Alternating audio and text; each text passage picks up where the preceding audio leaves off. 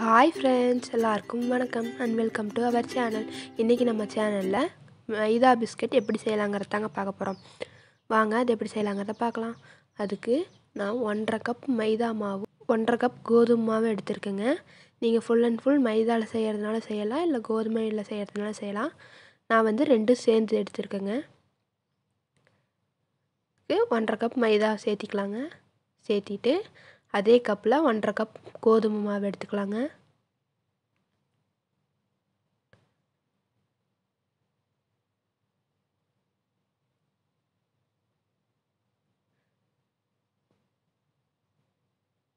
எடுத்துகிட்டு இதை ஒரு வாட்டி நல்லா கலந்துக்கலாங்க.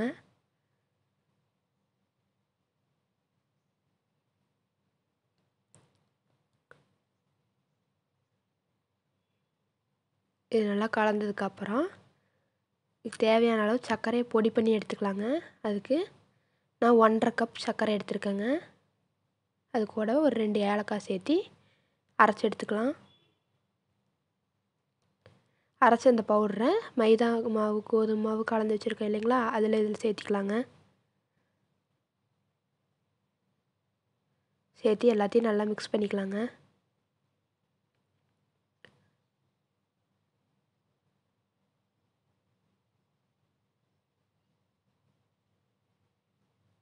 எல்லாம் நல்லா மிக்ஸ் பண்ணதுக்கப்புறம் இதுக்கு தேவையான அளவு கொஞ்சமாக உப்பு சேர்த்திக்கலாங்க. அப்புறம் கொஞ்சமாக சோடா உப்பு சேர்த்திக்கலாங்க. சேர்த்து எல்லாத்தையும் நல்லா கலந்துக்கலாம்.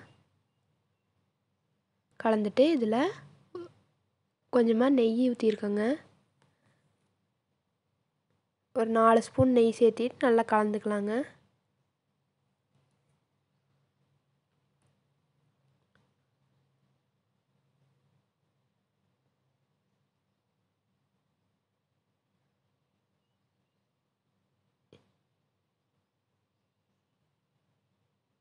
எல்லாம் நல்லா கலந்துட்டு கொஞ்சம் கொஞ்சமாக தண்ணி ஊற்றி சப்பாத்தி மாவு பதத்துக்கு பிசைஞ்சிக்கலாங்க.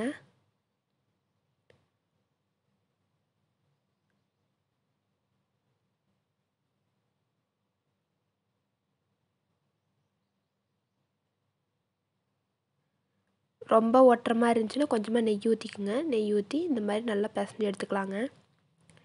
இப்போ இந்த மாவை ஒரு 4 உருண்டையாக பிரிச்சுக்கிருக்கேங்க.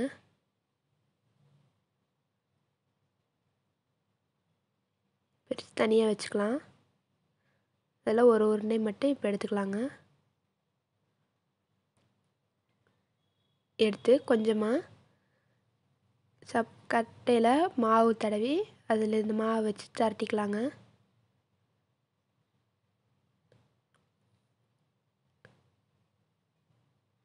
ரொம்பவும் மெலிசாக தேய்ச்சிடக்கூடாது.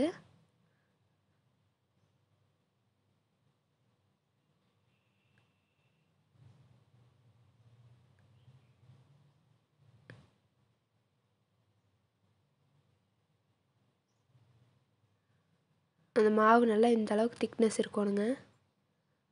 இப்போ இதில் பீஸ் போட்டுக்கலாங்க. சின்ன சின்னதாக கட் பண்ணிக்கலாம்.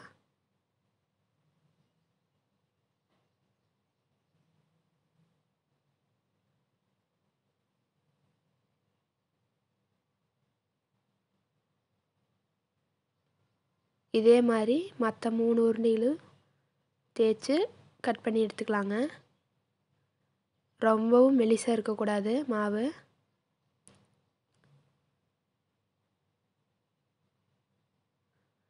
எல்லாத்தையும் கட் பண்ணி முடிச்சதுக்கு அப்புறம் எண்ணெயை நல்லா காய வச்சுக்கலாங்க. எண்ணெய் சூடானதும் கட் பண்ணி வச்சுருக்கிற மாவை இதில் பொரிச்சு எடுத்துக்கலாங்க.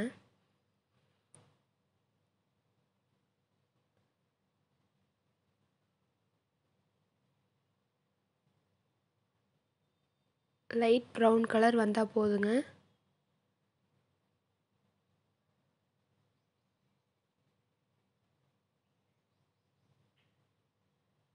அவ்வளோதான், நல்லா பொரிஞ்சிருச்சு. இதை எடுத்து வச்சிடலாம்.